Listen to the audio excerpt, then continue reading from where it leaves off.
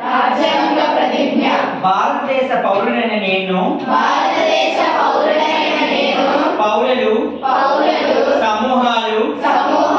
సంస్థలు లేదా పౌర సంస్థల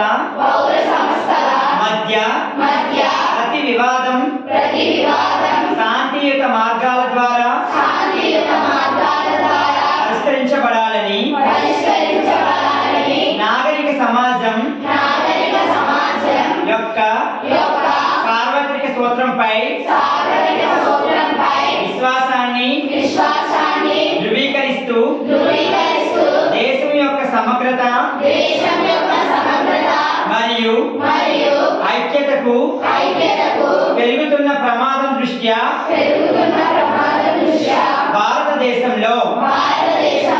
ఏ ప్రాంతంలోనైనా లేదా నా పొరుగు ప్రాంతంలో ఏదైనా వివాద విషయంలో